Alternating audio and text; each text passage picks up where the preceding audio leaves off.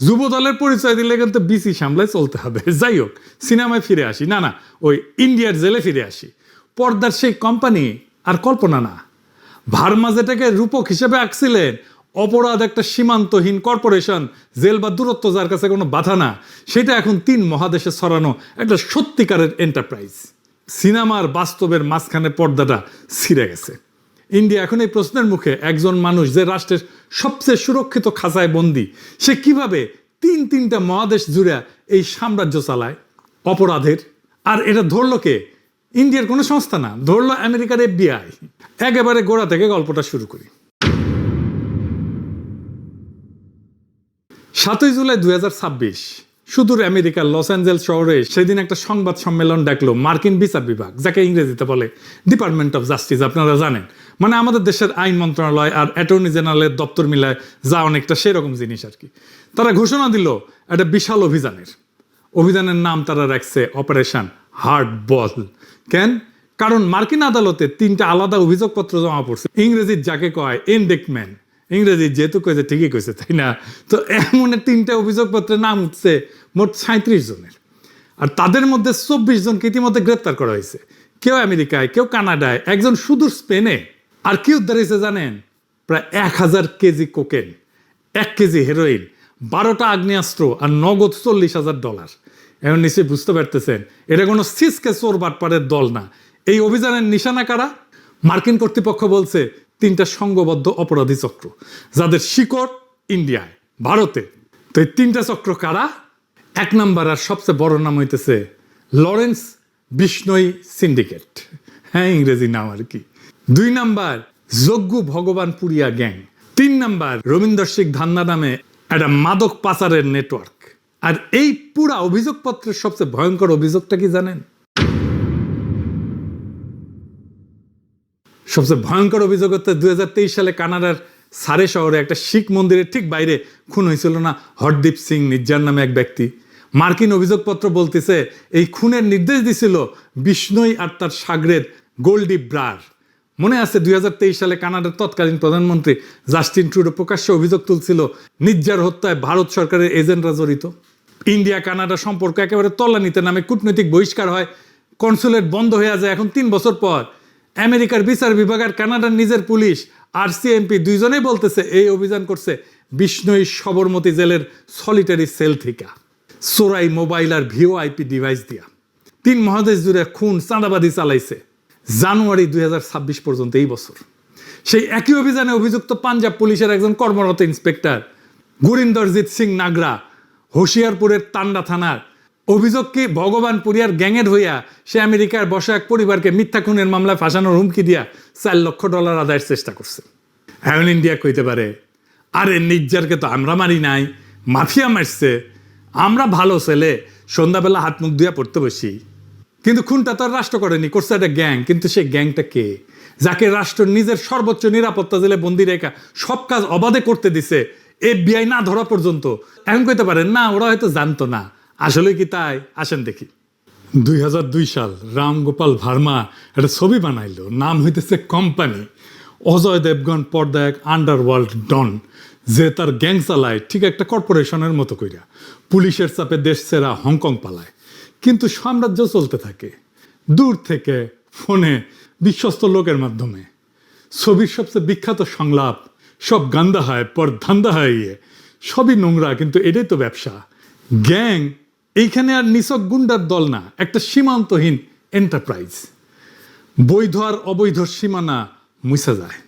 খুন, চাঁদাবাজি, সব ধান্দা, সব ব্যবসা। হিন্দি সিনেমা দশকের পর দশক আমাদের এই গল্প দেখাইছে। জেলের ভেতর থেকে কিংবা বিদেশ থেকে ডন তার সাম্রাজ্য চালায়। আমরা ভাবছি এটা তো সিনেমা, অতিরঞ্জন। না, ঠিক একই ঘটনা ঘটিছে ইন্ডিয়াতে। আর এই কাজ করতে গিয়া ইন্ডিয়ান মাফিয়ারা পাড়া দিছে আমেরিকার লেজে। আর বাইর হয়ে আসছে এক ভয়ঙ্কর আন্তর্জাতিক মাফিয়ার খবর। আর FBI একে একে ভাঙ্গা দিতেছে এই চক্র। আসেন গল্পটা শুনি। 2026 সাল, আহমেদাবাদের সবরমতী সেন্ট্রাল জেল, ভারতের অন্যতম সর্বোচ্চ নিরাপত্তা কারাগার। এক বন্দী সলিটারি কনফাইনমেন্টে একা একা থাকে। 24 ঘন্টা সিসিটিভি নজরদারিতে, নামে 50টার বেশি মামলা, কাগজে কলমে বাইরের দুনিয়ার সঙ্গে তার কোনো যোগাযোগই নাই, থাকার কথাই না। অথচ এই বছর জানুয়ারিতে এই সেল থেকে একটা এনক্রিপ্টেড হোয়াটসঅ্যাপ বার্তা পৌঁছায় 7 সমুদ্র পারে লস অ্যাঞ্জেলসে। দাবি কি? $50 লক্ষ দিতে হবে। ওরে বাপরে, না দিলে পরিণতি ভয়াবহ। বাঙ্গুদের চাইতে অবশ্য নিরাপদ, অন্তত বিসি চাইটা ধরে নাই চান্দার জন্যে। জানেন তো, এই যে এটা দেখেন,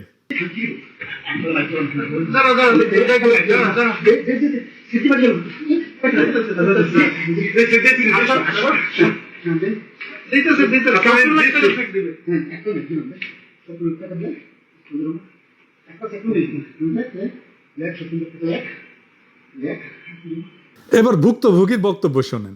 অন্ডকোষ এমনভাবে চেপে ধরছে আমার শ্বাসরোধ হয়ে যাওয়া, মারা যাওয়ার উপক্রম হয়েছে। এরপর আমাকে চেয়ার থেকে ফেলে দেয়, আমি নিচে ফেলাই, আমার বুকে পাড়া দিয়ে ধরে, গলা পাড়া দিয়ে ধরে আমাকে হত্যার চেষ্টা করে এবং বলে যে সে আমাদেরকে চেক দেয়। শুনেছেন, এটা যুবদল নেতা কিন্তু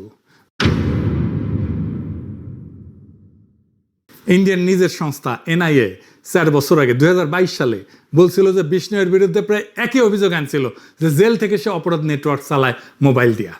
অর্থাৎ ইন্ডিয়া জানতো, রাষ্ট্র অন্ধকারে ছিল না, যেন থামায়নি। কেন? সলিটারি সেলে সিসিটিভির নিচে একজন বন্দী যখন বছরের পর বছর জুড়ে বিশ্ব জুড়ে অপরাধ চালায়, তার কারণ কি হইতে পারে? তার কারণ একটাই হইতে পারে, রাষ্ট্র সেটা সুবিধা পায়। গোয়েন্দা সংস্থা অনেক সময় এইভাবে ক্রিমিনাল গ্যাংকে কাজে লাগায়।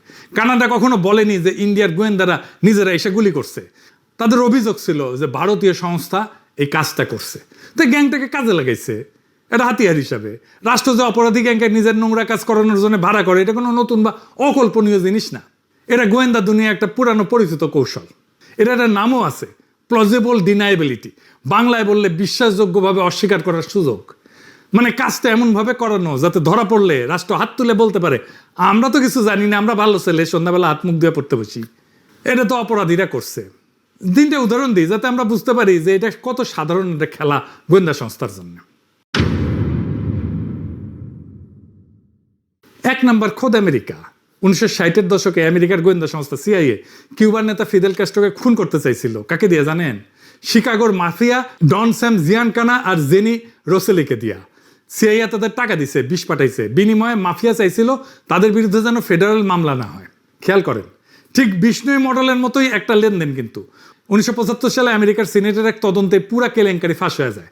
2 নম্বর, এই তো কয়েক মাস আগে ইউরোপ জুড়ে রাশিয়ার সামরিক গোয়েন্দা জিআরইউ একটা ছায়াযুদ্ধ চালাইছে।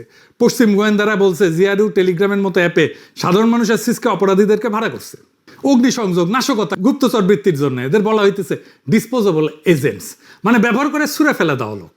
ভিলনিউসে একটা আইকেয়ার দোকানে আগুন, ওয়ারসাতে 1000 দোকানের একটা শপিং মলে আগুন, দুটাই এই ভাড়াটা লোকদের দিয়ে করানো। 10,000 ইউরোর লোভ দেখায়। ব্রিটেনের গোয়েন্দা প্রধান একে বলছেন একটা বেপরোয়া নাশকতা অভিযান। আর 3 নম্বর উদাহরণটা আমাদের এই অঞ্চলে। ইন্ডিয়া অভিযোগ হইলেছে যে পাকিস্তানের গোয়েন্দা সংস্থা আইএসআই বহু বছর ধরে আন্ডারওয়ার্ল্ড ডন দাউদ ইব্রাহিমের অপরাধ সাম্রাজ্যকে নিজেদের হাতিয়ার হিসেবে ব্যবহার করতেছে। 1993 সালে মুম্বাই বিস্ফোরণ সহ নানা কাজে ইন্ডিয়া নিজেই অন্যদের দোষ দেয় ক্রিমিনাল গ্যাংকে কাজে লাগানোর। দাউদ ইব্রাহিম তো পাকিস্তান থাকেও না, কিন্তু বিষ্ণয় তো ইন্ডিয়ার জেলে থাকে। ইন্ডিয়া জানেও সে অপরাধমূলক কাজ করে জেলে থেকে, ইন্ডিয়া তাকে কাজ করতে দেয়। কিন্তু নির্জারকে যখন মারে এই বিষ্ণুই, তখন হাত ঝেড়ে বলে আমি কিছু করি না, আমি ভালো ছেলে, আমি সন্ধ্যাবেলা হাত মুখ দিয়ে পড়তে বসি। মজাই মজা। আরো একটা নির্মম ঘটনা আছে এই গল্পে। মার্কিন প্রসিকিউটররা অভিযোগ করছে যে এই গ্যাং পাঞ্জাবের দরিদ্রতম এলাকা থেকে নাবালকদের নিয়োগ করত। কেন নাবালক? কারণ সহিংস অপরাধে ধরা পড়লে তাদের আইনি সাজা কম হবে। টাকা, খ্যাতি আর সুরক্ষার লোভ দেখায় টেনে আনা হয়তো এই বাচ্চাদেরকে, তারপর সামান্য পারিশ্রমিক দিয়ে ব্যবহার করা হতো। এটা নিছক গ্যাংস্টার গল্প না, এটা প্রান্তিক জনগোষ্ঠীর তরুণদেরকে একটা অর্গানাইজ শোষণ। যে নাবালকদের রাষ্ট্রের সুরক্ষা এবং সুযোগ পাওয়ার কথা ছিল, তারাই হয়ে ওঠে আন্তর্জাতিক অপরাধ অর্থনীতির সবচেয়ে সস্তা, সবচেয়ে খরচযোগ্য কাঁচামাল। মনে আছে শুরুতে কোম্পানির সেই সংলাপ, সব গান্দা হয় পর ধান্দা হয় ইয়ে। এইখানে সেই রূপকটা তার আসল একটা নিষ্ঠুর অর্থ পায়। একটা সীমান্তহীন এন্টারপ্রাইজের অঞ্চলভিত্তিক ম্যানেজার, মুনাফার ভাগাভাগি, সস্তা শ্রমের সাপ্লাই চেইন। শুধু এই কর্পোরেশনের পণ্য হইল সহিংসতা, আর কাঁচামাল পাঞ্জাবের গরিব ঘরের কিশোরেরা। বাংলাদেশের কিশোর গ্যাংয়ের কনসেপ্ট আসছে এইখান থেকে। ইন্ডিয়া থেকে সব ক্রিমিনাল কনসেপ্ট আসে বাংলাদেশে।